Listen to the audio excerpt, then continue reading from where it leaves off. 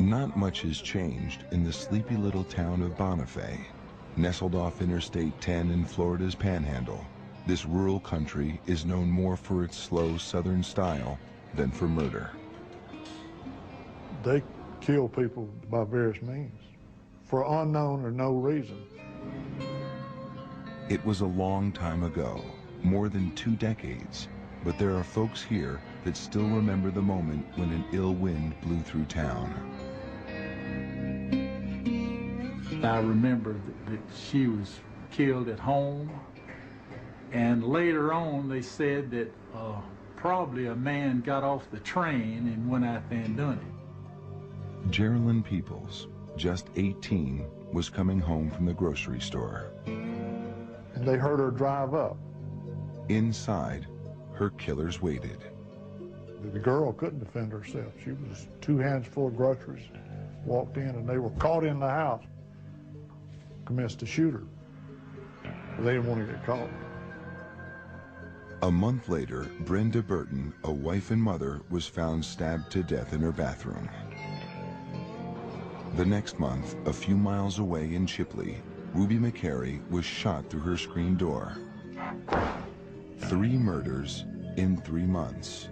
It was as if a wave of evil washed over this town, then, just as quickly, went away. Just down the road on Interstate 10, newly elected Sheriff John McDaniel got a call from his officers to respond to a robbery in progress. We had an armed robbery. We think we've got one trapped in the building. We may have one down. We're not sure what we've got. The robbery was at a gas station just outside of Marianna. It was early in the morning, December 15th, 1980. I arrive at the scene. I get out, and as I'm starting to approach the little store, one of the officers comes toward me, and the look on his face was just unbelievable. And he said, "We've got one down." So I kept moving forward, and as I did, I began to see the opening of the door, and I saw a man's feet, and then I saw some trousers, and then I saw a man with a goatee, and it was my father. He had been beaten with a tire iron and shot. Sheriff McDaniel's father died hours later. 250 miles east on I-10, the Jacksonville Police Department had its hands full. 8 unsolved murders over 3 years, including Deborah O'Quinn. This was a case of an 18-year-old young lady that was sexually battered and stabbed to death in her apartment over in the south side of town. Her body wasn't initially recovered. It was recovered almost a year later at a dump site, and she was actually skeletal at the time, so a lot of your potential physical evidence associated with the body was gone. A trail of crime from one end of Florida to the next, seemingly unrelated, all unsolved, destined for the cold case file. The 8 murders in Jacksonville, the women in Bonifay, the sheriff's father. You want to solve every case, especially one that involved one of your family members. Not once in nearly a decade did police suspect they might have a serial killer in their midst. Not once could they have imagined 2 killers working together, roaming the countryside from coast to coast. The idea was beyond belief. But in my experience dealing with serials, working them, interviewing them, they tend to stay in a certain methodology with slight changes because it's a learning process along the way. They get a little bit better at it. They get a little more comfortable with it. This is different. This is bizarre. Could we have another possibility? They killed at random. No evidence, no motive. In Oklahoma, a woman was stabbed 42 times. A woman strangled, then raped in Louisiana. A little girl abducted at gunpoint in Illinois. But the most explosive and most publicized case centered around the kidnapping, torture, and beheading of a wide-eyed, freckle-faced little boy named Adam Walsh. I always say if you could order the sun out of a catalog, that would be the little boy you would order. And I loved him more than anything in the world. John Walsh and his wife Reve have replayed that day over and over. One moment, Adam is playing video games at a Sears store. The next minute, he's gone, vanished. There were shoppers all around, even a security guard. It was the middle of the day, yet no one really saw much of anything. Unfortunately, none of them panned out, and we really don't think we have a good, solid witness that saw what happened to Adam. The sun went down, the store closed, and Adam was nowhere to be found. Reve put signs all over the car. Adam, we're still looking for you. Adam, please stay here, anything. And, you know, when nightfall came, it was unbearable because now it wasn't light out anymore. And that's when the harsh reality comes in that your things are not going the right way. It's unbearable. A massive search was launched. Helicopters looked from above, while friends of the Walshes, even strangers, walked through fields, combed the area, hoping for a sign or a clue, but none came. We'd appreciate anyone with any information about him or have seen him or think they saw him to please call the Hollywood police. Where was Adam? It would be a while before this man would say he knew where Adam was, and the others too. Was it possible? Could one man be the common thread between all these murders? Locked in a prison cell for burning down 2 buildings, a 2-bit arsonist in Florida, a man named Ottis Toole, began confessing to murder. Confessing to killing the women in Bonifay, the sheriff's father, even the brutal slaying of 6-year-old Adam Walsh. Was he really capable of such heinous acts? According to local lore in Jacksonville, Florida, Toole's hometown, as a young boy, he could be found wandering among the tombstones, digging for bones, doing the devil's work. After his mother died, a 34-year-old Toole would sometimes sleep on her grave. I really got into devil worship all the way. When he's asked about his crimes, he moves as in a trance and then gleefully confesses to murder. Some of them's been cut wide open, and some of them's been with a head, arms, and legs, and all that cut up. Detectives searched his face, looking for a sign of the rottenness inside, looked into his eyes, and swore they saw Satan himself. I mean, his background is such that if you saw this man walking down the street, you're probably going to pick up the phone and dial 911. Ottis Toole was born March 5, 1947 in Jacksonville, Florida. He was raised in a neighborhood of boarded-up houses and little opportunity. Ottis was the youngest of 5 kids. According to prison records, his alcoholic father deserted them, and his mother admitted she couldn't handle him. He had no education. He couldn't hardly read. I mean, and he was just kind of limited in what he could do. He had an IQ of 75, barely able to read and write. He ran away from home when he was 9. By 13, Toole was busted for breaking and entering. He was in and out of boys' schools. He survived on the street by selling himself, and he could be found dressed in female attire. Antisocial personality, some sexual deviance, illiterate, transient kind of lifestyle. He was homosexual and would just float around from relationship to relationship. He had no morals. Toole had no morals. It was obvious. Toole was trouble with a capital T, and trouble seems to always find trouble. So it was no real surprise when he hooked up with a convicted murderer, Henry Lee Lucas. They met at a soup kitchen in Jacksonville. soon became lovers and moved in together at Toole's mother's house. Lucas had killed his own mother when he was 23. They had nothing to do but travel around and roam around. And apparently they had no gainfully employed, and they just went around stealing and moving on, trying to stay ahead of the game. And what a deadly game they played until their capture in 1983.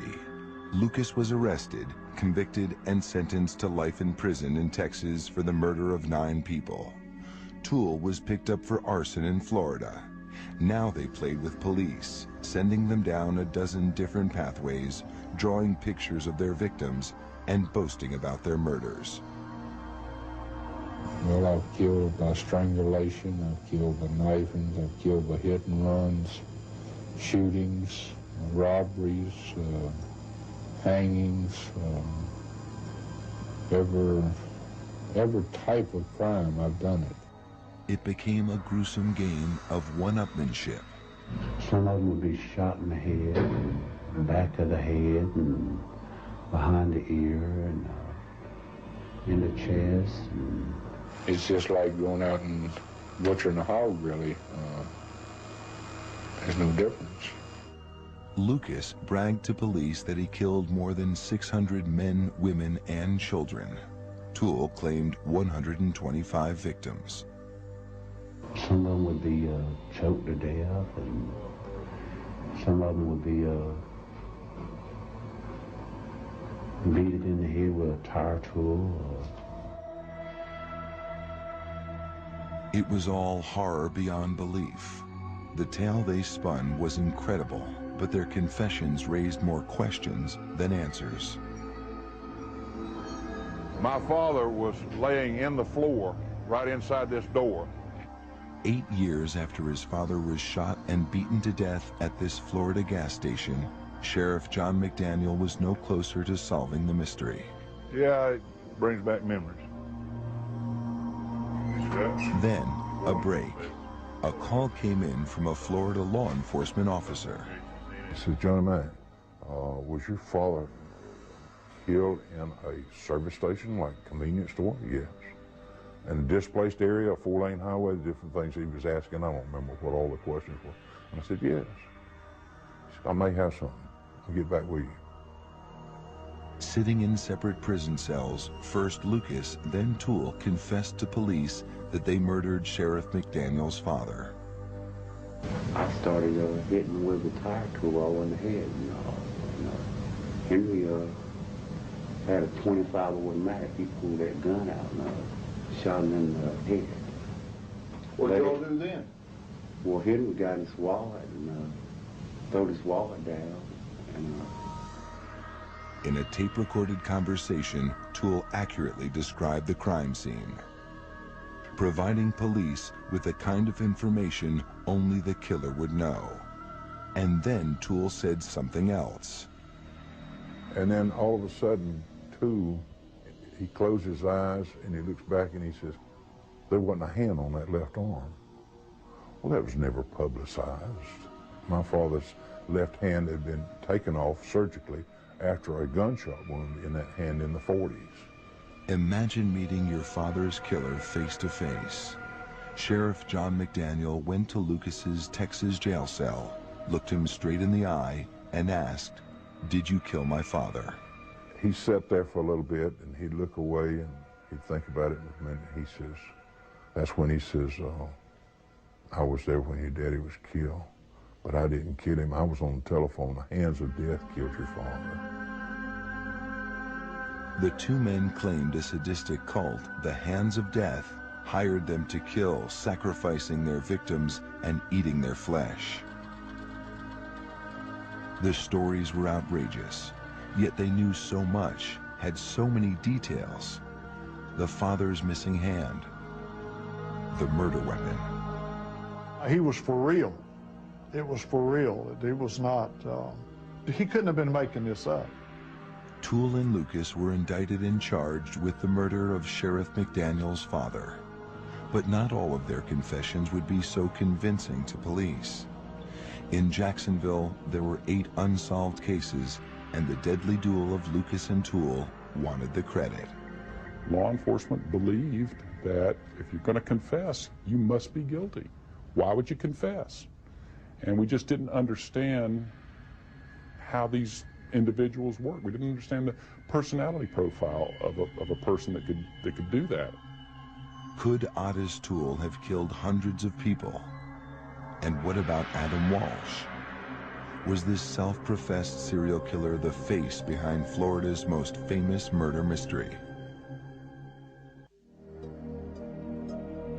Lots of memories about him, how kind he was to everybody. He was the light of everybody's life, and he certainly was of mine. I waited my whole life to have that little boy.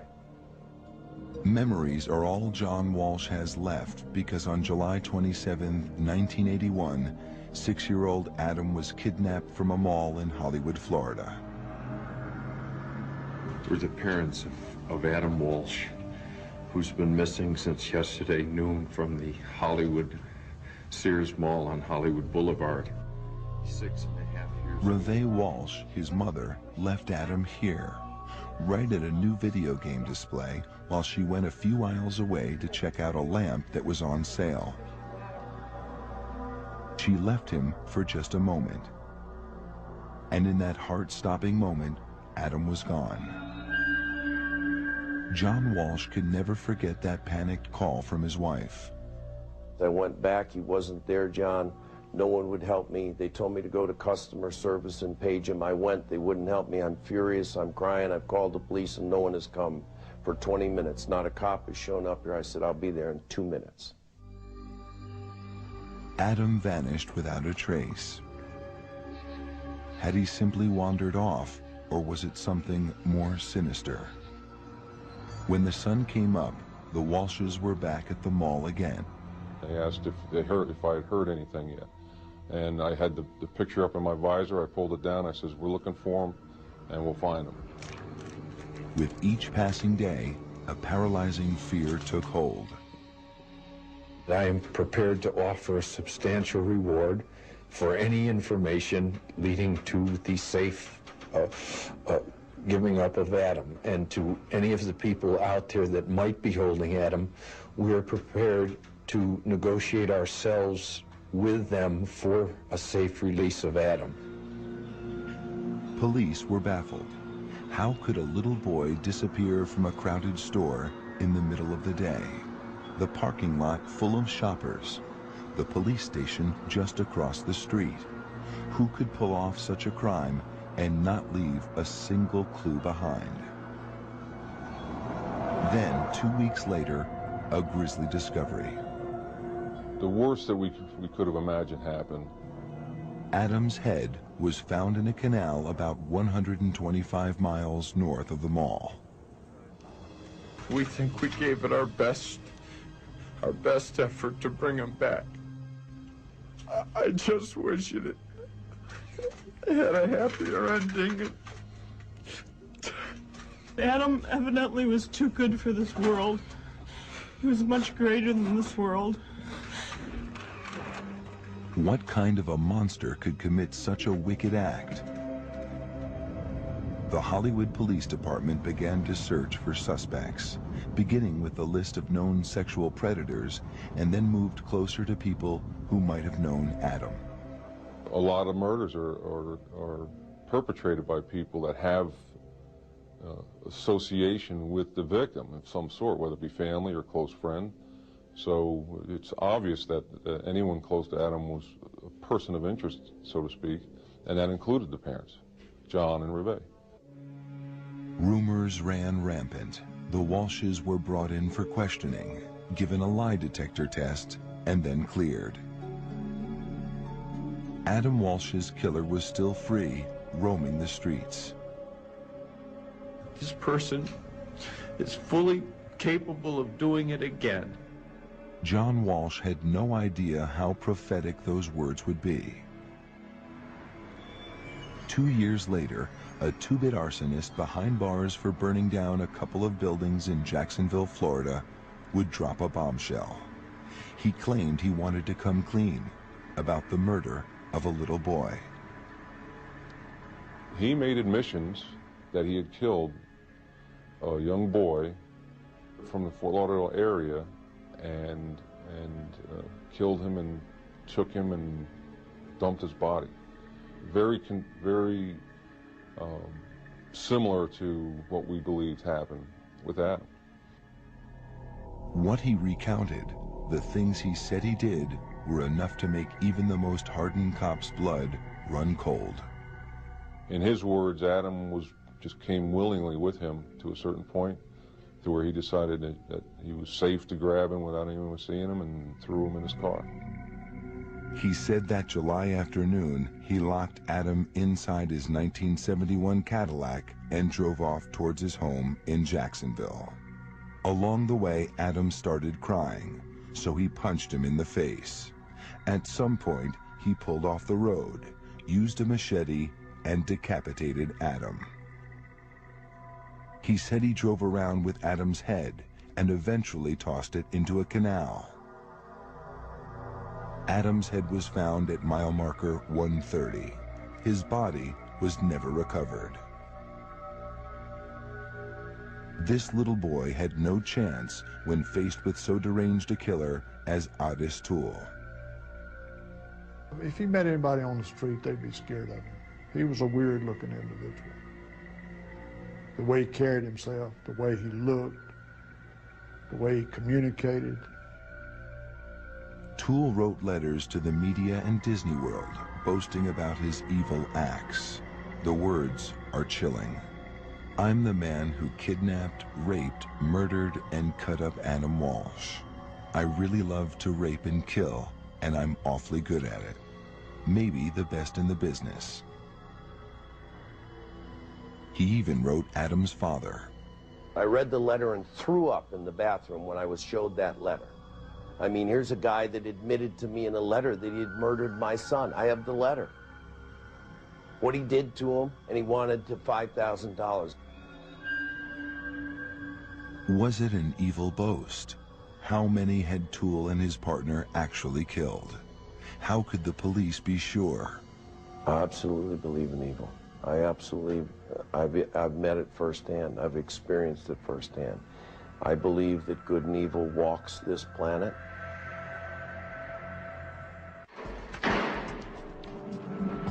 Sitting in their prison cells, Ottis Toole in Florida and his soulmate Henry Lee Lucas in Texas were willingly filling in the blanks to hundreds of unsolved murder mysteries across the country. Well, some of them, Henry would cut his throat, you know, and some of them I done the same way. And a two-man nationwide crime wave that left behind a trail of fear. First thing that's going to happen is you're going to have every law enforcement agency in the region wanting to interview these guys to clear their own cases, which is exactly what happened. A number of things were successfully solved as a result of talking with those guys. You know, a lot of law enforcement officers benefited from talking with those people. And some families benefited too, at least had the satisfaction of knowing the men who killed their loved ones were behind bars. 210 victims in 26 states. Case closed, or so they hoped. It was an odd way to solve a case. Police had the killers. Now they had to match them to the crimes. We've done cases from the crime scene out, but not backwards like that. It was an interesting, unique experience. It wasn't easy. Most of the confessions were Jane Doe's, unidentified bodies. But remember that murder in Bonifay, Geraldine Peoples? She was carrying groceries into her home. Toole said he and Lucas were waiting inside. Adding even more detail, Toole told police his teenage niece Becky and his young nephew Frank were waiting outside. Toole and Lucas sent them outside of the house to hide, you know, before the girl come home. According to police, Becky left behind a pair of gloves, and Frank remembered seeing a set of drums off in another room, adding support to the killer's confession. But why would they bring children along? Toole took the responsibility to be their guardian, so to speak, and actually it was a good cover for them. They referred to that several times. Nobody would think anything about it with those children with them. Toole and Lucas reportedly traveled with the kids as far west as California, then north and east to Maryland. They carried a cache of weapons with them: 22s, 38s, knives, a tire iron, and a rope. They camped in the woods and stayed in missions when they could, always looking for handouts. When they needed more, detectives said they would rob and kill, sometimes for food, sometimes just for kicks. They traveled around in junk cars, abandoning them on the side of the road when they broke down. Then they'd ride the rails back to their home in Jacksonville, Florida. From their prison cells, Lucas and Toole took police down their bloody trail. The cops didn't know what they had on their hands. I heard some of the details regarding the homicides that made Charles Manson sound like Tom Sawyer. Why were they talking? Was it an attack of conscience or something more cynical? Police flew Lucas across the country and took Toole on local field trips to the scenes of their alleged crimes. For men who saw only prison walls, they were living a high life. He liked to feed him good, and he would point out a Kentucky Fried Chicken place. he liked chicken because he never got any in prison. The cops, the killers, and the media got caught up in a feeding frenzy. Everyone wanted more, and Toole was eager to oblige by bumping up his murder count. Well, I've done quite a bit by myself. How many did you do by yourself? I'll say about 125. Now what is he? He is now the center of national attention, regional attention, and he feels good about it. I mean, he's now gained something that he's never gained in his entire life, and that's validation and recognition and praise for doing the right thing. The two no-account drifters basked in the glow of celebrity. They wanted to be together. They were lovers. They believed that if they could get put in jail together, they could live as homosexual lovers in jail, have all of this sensationalism and notoriety, and essentially be the king of the hill in prison for the rest of their lives. That was a motivator. Maybe we can come up with Lucas and Toole as being a suspect in your particular area. In 1984, police officers formed a task force to examine the killer's confessions, looking for answers to hundreds of unsolved cases. There was little, if any, physical evidence to link Toole and Lucas to the crime scenes. It was the 80s, and there were no DNA matches. The confession was the key to most cases. A confession was considered to be the best and highest piece of evidence that you could actually have on a person at the time. So, and it was fairly common for law enforcement everywhere in the country. The confession was the bread and butter of the case. Yet some of the stories didn't add up. The killers seemed uncertain about key facts of their crimes. Still, Toole and Lucas kept talking to anyone willing to listen. Each confession was more sensational than the last, more unbelievable. The only way to find out the truth was to uncover physical evidence, something the police had largely neglected to do. Confessions led this case, these particular cases where I think that hurt by not pursuing all of the leads and physical evidence and other evidence at the time. Yet there was some solid evidence left in the very neighborhood where the murderous pair had lived. Not a bloody weapon, but a paper trail. A payroll record, canceled checks that would prove if Toole and Lucas were telling the truth. The answer would come back to haunt investigators in the Adam Walsh case.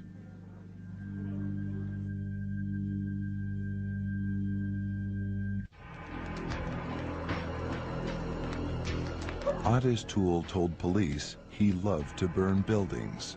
He's an arsonist, we know that. Getting caught for burning down 2 boarding houses sent Toole to prison for 15 years. But it was a confession by his partner in crime, Henry Lee Lucas, that sent Toole to death row. Lucas telling, sort of implicating Toole as setting this fire intentionally, kind of piqued the detectives to reopen that particular case. Lucas claimed an elderly man who had died in the fire was someone Toole knew, and the arson was premeditated murder. When arson investigators went back and looked, a liquid accelerant was found. Here you have a case where you have a crime that he's been convicted before for. It fits his profile. You have something a little bit more compelling. Now, does that mean that he did that? Not necessarily. By today's standard, that still is not enough. But in 1984, it was more than enough. Whether Lucas's confession was true or not, Toole was convicted and sentenced to die. Then, in the ultimate betrayal, Toole's lover, Lucas, murdered Toole's favorite niece in a fit of rage. Toole vowed revenge. I'll kill her myself, I would. Because? Yeah. Why? Because he killed my own flesh and blood, and I know how it feels now, you know. It really hurts. Oddly, even after Lucas turned on Toole, they continued to back each other up on even more sensational stories. In a tape-recorded phone conversation, they went so far as to claim cannibalism. And you know, one time you some some of their bodies and I did too. Yeah, I know. That cutting up like meat, you know. Well, I've seen bodies cut up worse than you've ever seen a body cut up. Tastes like real meat when it got barbecue sauce on it, don't it? Well...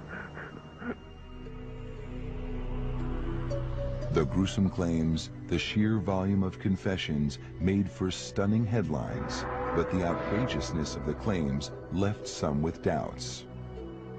Finally, an investigative reporter for the Dallas Times-Herald did what many police did not. He followed a paper trail that showed many of the claims of murder were lies. He documented that Toole and Lucas were in Delaware and Maryland at the very time they were supposed to have killed 3 women in Oklahoma and Colorado. And although police credited the duo with 4 murders on the West Coast, while sales receipts and employment records placed them on the East Coast in Florida. And on, Toole and Lucas's credibility became severely damaged. Now, closed cases were quietly reopened. We were concerned if it was truthful, because we had cautious flags up that they were, you know, would brag about something that might not have occurred. They may have read it in the paper, or somebody may have come along in an interview and told them about it. And then there were those 8 unsolved murders in Jacksonville, a spate of killings laid at the feet of those 2. We did work a number of years ago and clearly determined that it was not Ottis Toole or Henry Lucas. And what about the Adam Walsh case, Florida's most famous unsolved murder mystery? I'll always be the father of a murdered child. I'll always be heartbroken. I'll always be angry. Even before the damning evidence that Toole had lied on other cases, there were problems with Toole's confession to Adam's murder. It was an odd coincidence that he confessed just 1 day after a movie about Adam's killing aired on television. Toole had access to a TV in prison. Adam! Was it possible that he picked up details from the movie to make police think he was guilty? The movie showed the kidnapping took place at a Sears store. Adam was inside at the toy department. These same details were in Toole's confession. Toole also claimed Henry Lee Lucas was with him when he snatched Adam from the mall. But that was impossible. Lucas was in jail on an old auto theft warrant. Now he changed his story. And then he went on to admit that he alone committed the crime, and he alone killed the child, and he alone disposed of the remains. And there were several versions of how he disposed of the remains as well. The case was made even more difficult by Toole's actions. He'd confess, then recant. He confessed several times, and recanted several times, and then confessed to it again, and then recanted again. That's a problem, especially since you can't place that person, being Ottis Toole, with physical evidence. You can't place him anywhere, anywhere in this crime. Ottis Toole told other prisoners in the prison, because I talked to him, they said he loved to play with the cops. He loved to play with them. He'd give them enough information to make them serious, and then he'd recant it and watch them scramble around like idiots. Was it a game? To find out, police tried to trick him by driving him around and showing him different sites where Adam might have been kidnapped. Toole passed the test. He was taken to other Sears malls, and not just the one here in Hollywood, to see if he would identify the one that he said that he conducted, where he did this crime. And he did, according to what I read, correctly point out the Hollywood Mall, right across the street from the police station. Detectives said he did have access to a weapon, a machete or bayonet, and it was the type of weapon that was used to kill Adam. There were similarities in the instrument that we believe were used, how many times he needed to strike the body to do what eventually happened with the body. And the medical examiner said Adam had been punched in the face. In Toole's confession, he mentioned hitting the little boy. There was similar trauma to the remains where he indicated that he had struck the child. Detectives tracked down the car Toole said he used to kidnap Adam. The vehicle was recovered and it was impounded, it was tested, it was evidence was attempted to be recovered from the vehicle, and it was in fact bloody carpet that was in fact recovered from the back seat of the vehicle. But back in the 1980s, there was no DNA testing, and they couldn't prove it was Adam's blood in Toole's car. Without the murder weapon, an eyewitness, and with Toole's recanting his confession, the police didn't believe they had enough to charge him with murder. But really, to God's truth, I really didn't kill that kid. I really didn't kill that kid. John Walsh doesn't buy it. He doesn't think Toole is a mass murderer, but believes Toole killed his son. He was a penny-ante little chicken. He's only famous for killing Adam. That's all. That's all. He didn't kill 50 victims, 100 victims. He wasn't smart. He didn't do this. He didn't avoid police. He was a stumbling, bumbling, low-life drifter who happened to pick the wrong little boy. Truth or lies? Ottis Toole admitted he killed 100 people, maybe more, then denied killing one little boy. Really, to God's truth, I really didn't kill that kid. I really didn't kill that kid. Where did the truth lie? A front-page newspaper story had declared Toole and his partner in crime were frauds. So who did Toole kill? How many victims? Even the police couldn't say for sure. Is he the notorious, evil, predatory, cannibalistic, decapitating monster that he's trying to portray himself? I don't believe that. Is he capable of doing some things? Sure. So he may not have been one of history's worst serial killers, but he was certainly capable of murder. Toole was sentenced to die for the arson fire that killed an elderly man, but the Florida Supreme Court reversed the decision, citing Toole's questionable mental stability. Toole pled guilty to 5 murders, guilty to the murder of Geraldine Peoples and 2 other women in the Bonifay area, guilty in the shooting death of a young woman in Tallahassee, and guilty to killing the sheriff's father. 5 lives taken, 5 consecutive life sentences. I was satisfied that we had the right people with the evidence that we had, the statements that we had, and I was able to put it to rest at that. Remember Deborah O'Quinn and the unsolved murder cases in Jacksonville? Toole and Lucas's confessions fell apart. The 2 were no longer suspects, and the cases were all sent to the cold case file. Deborah's father died never knowing the truth, that his daughter's killer had not been found. This man died believing that Ottis Toole was the killer, and we know that he wasn't. We know that now. As for the Adam Walsh case, Toole was a suspect until he recanted in 1984. I told him I killed a kid, but I really didn't kill that kid. Toole said the Hollywood detectives led him to the area where Adam's head was found, and he was able to identify it because police had earlier shown him crime scene photos with a bridge clearly visible. I didn't show him where it was at or anything, you know. See, I went and found out about the bridge, you know, in the picture and all. Without a confession and physical evidence linking him to the crime, Toole was never charged with Adam's murder, and the case disappeared from the headlines. Then, 15 years later, a lawsuit by local newspapers forced the authorities to unseal the police files.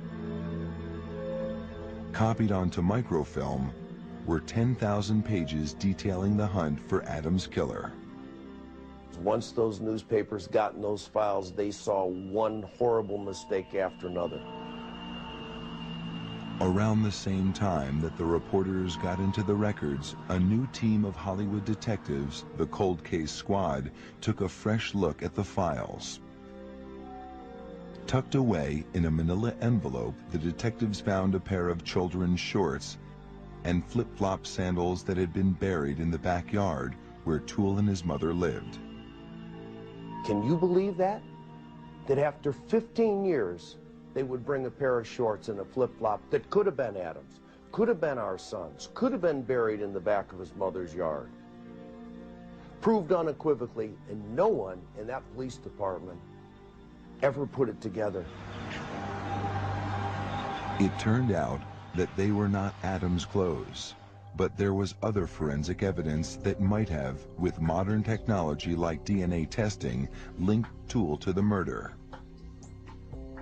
Especially the pieces of carpet that police had taken out of Toole's car.